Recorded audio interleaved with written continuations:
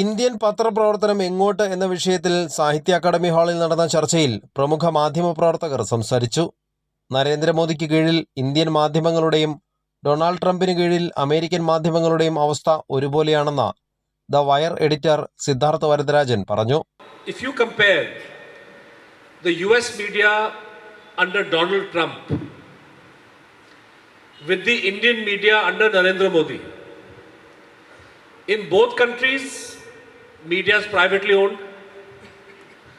In both countries you have large corporations that own a lot of media. Yet in the US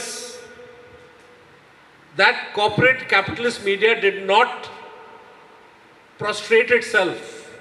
മുതിർന്ന മാധ്യമപ്രവർത്തകൻ ശശികുമാർ അധ്യക്ഷത വഹിച്ച panel ചർച്ചയിൽ Venkatesh Ramakrishnan, Vinod K Jose എന്നിവരും സംസാരിച്ചു.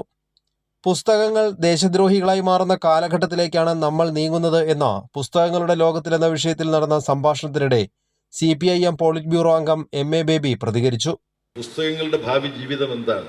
പുസ്തകങ്ങൾ ആക്രമിക്കപ്പെടുന്ന, പുസ്തകങ്ങൾ ദേശദ്രോഹികളായി മുദ്രയടിക്കപ്പെടുന്ന കാലത്തേക്ക് നമ്മൾ നീങ്ങുന്നു. അത് ഒരു കഥയായി അവതരിപ്പിക്കപ്പെട്ടു. അവിടെയും ഗ്രന്ഥശാല കടന്നു വരുന്നുണ്ട്. ഈ പുസ്തകങ്ങൾ സൂക്ഷിക്കുന്ന ഇടങ്ങൾ ഉണ്ടാവണം. സാഹിത്യ അക്കാദമി പ്രസിഡന്റ് K സച്ചിദാനന്ദനുമായി സംസാരിക്കവെയായിരുന്നു അദ്ദേഹത്തിന്റെ പ്രതികരണം.